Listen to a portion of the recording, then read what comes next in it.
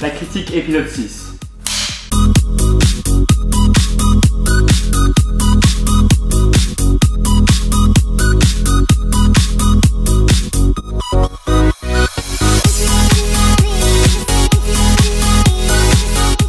Bienvenue à tous dans l'épisode de la critique dans lequel on va parler de la série complètement folle Wilfried. Créée en 2011 par Jason Gann et Adam Zwar, c'est une série de nationalité américaine, mais c'est la version en fait américaine d'un show australien. Donc ça a été créé avant en Australie, mais là on parle que de la version américaine, donc 2011. Le genre c'est de la comédie dramatique, de la fiction philosophique. C'est diffusé par FX puis par FXX pour la dernière saison. Ça dure 22 minutes pour un épisode, il y a 4 saisons, 13 épisodes pour les 3 premières saisons et 10 pour la dernière saison. C'est avec Elijah Wood, Jason Gann, Fiona Glumberman, je sais pas, celui que vous voulez.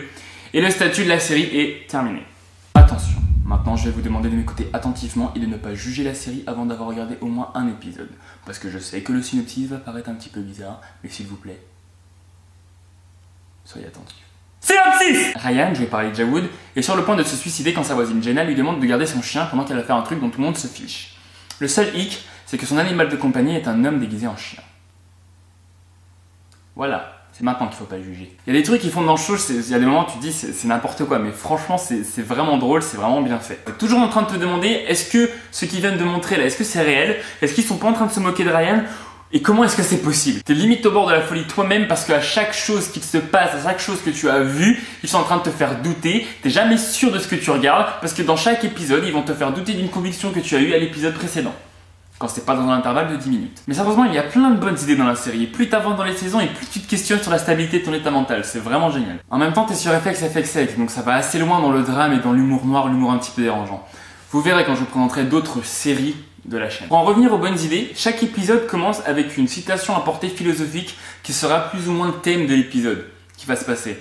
Et tu peux essayer de deviner en fait quel mot dans la citation sera le titre de l'épisode. Et comme j'étais assez mauvais à ça, j'y arrivais pas du tout. Alors je sais que c'est un détail, mais ça renforce un petit peu l'aspect psychologique et mental que la série a là. Et puis il y a eu la saison 4. Et je sais pas ce qui s'est passé, mais d'un seul coup ils sont devenus, je sais pas, comme s'ils avaient un petit peu oublié. Il faut que j'arrête de dire je sais pas alors que je sais de quoi je parle.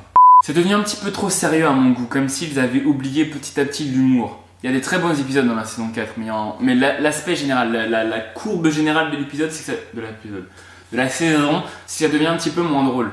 Comme si Ryan il se contentait de vivre dans cette masse de médiocrité qui l'entoure. Et ça c'est dommage, ça me rappelle un petit peu une série de FX et puis franchement je trouve c'est dommage. C'est un truc je pense, enfin dans la saison 4 moi ça m'a un petit peu gêné et je trouve ça encore une fois dommage. Mais si je devais mettre une note à la série Wilfried, je mettrais 7 sur 10 parce que c'est hyper original comme série, ça sort de l'ordinaire et franchement c'est rafraîchissant. Enfin rafraîchissant. Dans le sens où c'est neuf, quoi. C'est pas du recyclage. L'ambiance est très claire, dramatique et folie. Les musiques, elles, par contre, sont en contral. Ça veut dire quoi, ça, en contral? Les musiques, par contre, elles sont en quoi? Je sais même pas ce que je veux dire.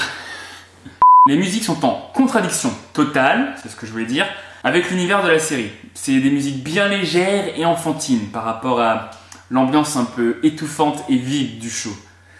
Et franchement, je trouve que c'est bien trouvé, ça fait un joli contraste. Le scénario est intéressant et c'est assez bien écrit. Si on exclut un peu les derniers épisodes de la série qui, selon moi, gâche un petit peu tout ça en fait. Parce que quand la série s'est terminée, concrètement, moi dans la bouche, j'avais un petit goût d'inachevé. Et ça, c'est dommage. Mais si la fin est bof pour moi, le reste de la série est vraiment fun. C'est une bonne petite série bien stylisée qui se regarde assez vite parce que justement il n'y a pas beaucoup d'épisodes.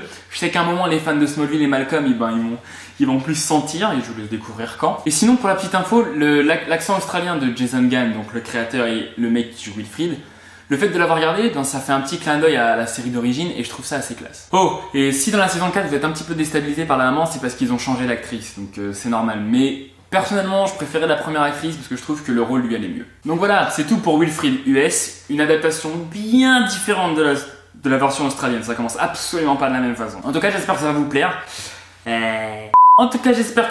Surtout l'épisode 12 de la saison 3 qui pour moi était le meilleur de la série. Il m'a fait péter des câbles avec son pigeon. Et sinon, moi je vous dis portez-vous bien, on se voit la prochaine fois et on parlera d'animé.